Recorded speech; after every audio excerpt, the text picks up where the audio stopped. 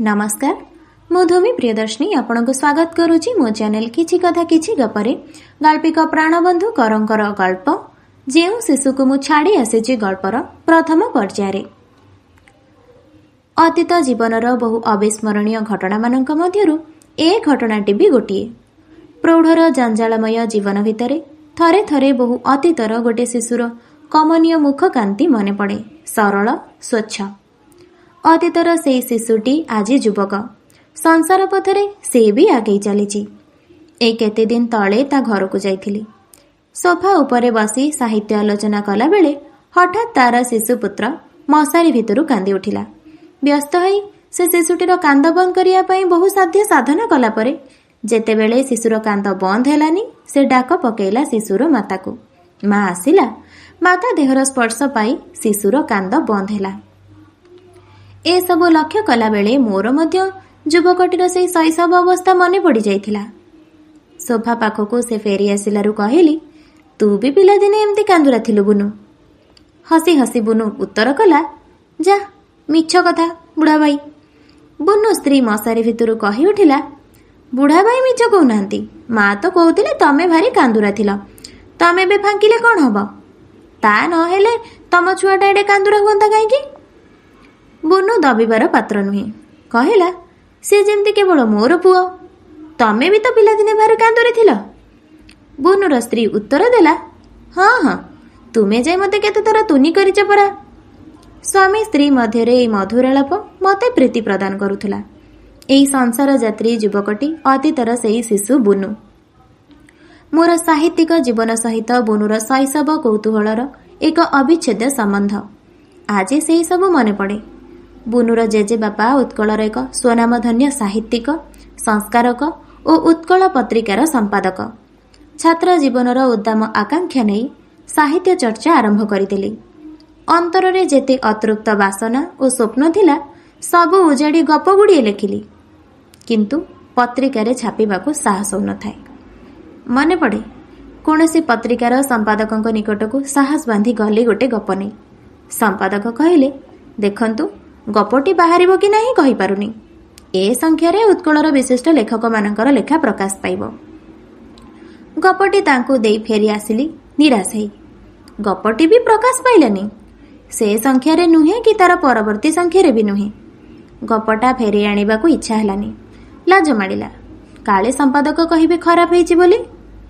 किंतु रफरू फेर से गपटी उतारी भय संकित चित्तरे नहीं देली बुनुर जेजेबापांकू। पकुआ श्मश्रु भितरु मो मुह को चाहि पचारिले, गप लेखा लेखी करुच बापा? ससंभ्रमे उत्तर कली, नुआ आरंभ करिछि।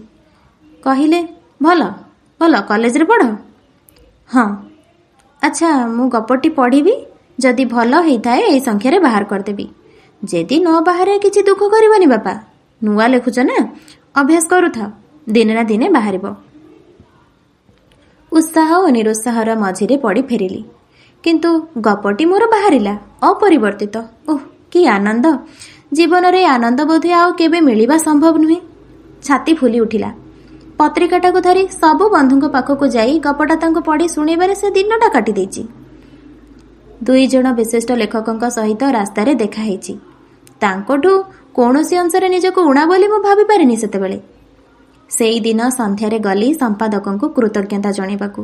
वृद्ध हसिले, कहिले, गपटी तुमर वास्तविक भल होईची। बालक बुनु सेठी ठिया हेइतिला। साहित्यर दुनिया बालकर कौतूहल दीप्त आखिरे सेतेबेले अस्पष्ट भावरे खोली खोली आसुथिला। पचारिला, आपण गप लेखंती? हसी हसी कहिली, हाँ। कहिला, आम पत्रिकारे लेखंती? संपादक नातीको पाखକୁ टाणी नै कहिले, हाँ बापा से आम पत्रिकारे गप लेखंती। तांकर एई संख्यारे गोटे गप बाहरिची, तोरी भली गोटे दुष्ट पिला विषय। पढ़िकिरी मते कहिबू कौन बुझिलु। तार कई दिन परे परवर्ती संख्या पाई गपटिए धरी आसिली वृद्ध संपादकଙ୍କ निकटकू। द्वार देशरे बालक बुनु आखिरे उच्छ्वसित प्रशंसा उकुटे मते अभिवादन जणैला। आपणଙ୍କ गप मते भारी भल लागिला। मु 3 थर पढ़िली। मते तार अति आपणार भाबी मोर हाथ धरी कहिला, से दुष्ट पिला मरीगला काहींकी? कहिले, मरीगला तो।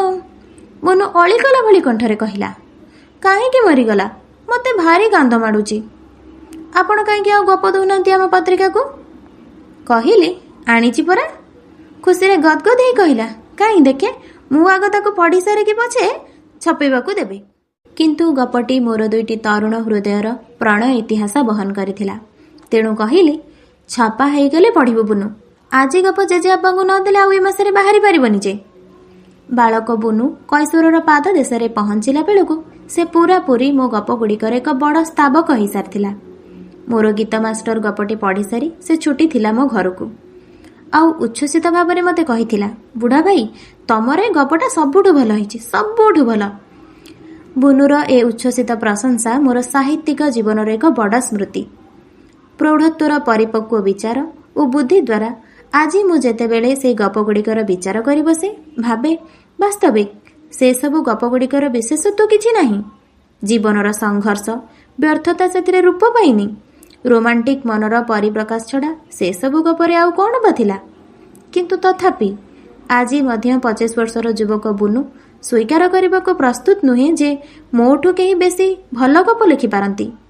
ହସ ମାଡ଼େ, କିନ୍ତୁ ବୁନୁକୁ ଦୋଷ ଦେଇପାରେନି।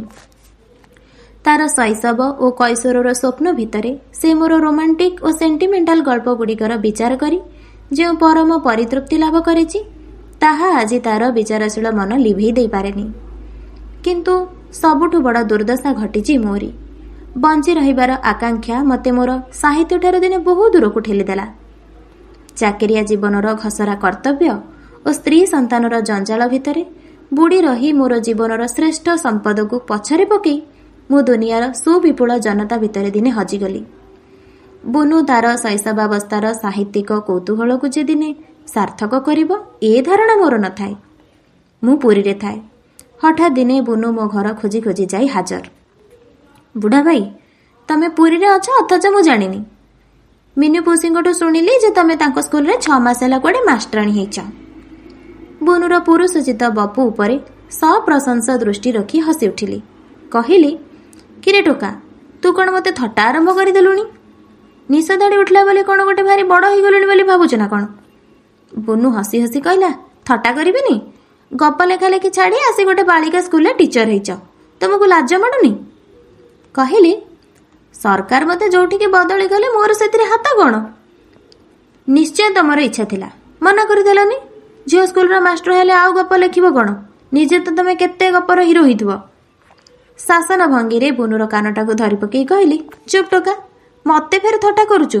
ଆ ଭିତରକୁ ଆ। ଆଜିର ପର୍ଯ୍ୟାୟରେ ଗାଳ୍ପିକ ପ୍ରାଣବନ୍ଧୁ କରଙ୍କର ଗଳ୍ପ ଯେଉଁ ଶିଶୁକୁ ମୁଁ ଛାଡ଼ି ଆସିଛି ଗଳ୍ପର ପ୍ରଥମ ପର୍ଯ୍ୟାୟଟି ଜାଣିନେଲେ। ମୁଁ ଆଶା କରୁଛି ଆଜିର ପର୍ଯ୍ୟାୟଟି ଆପଣଙ୍କୁ ନିଶ୍ଚିତ ଭାବରେ ଭଲ ଲାଗିଥିବ।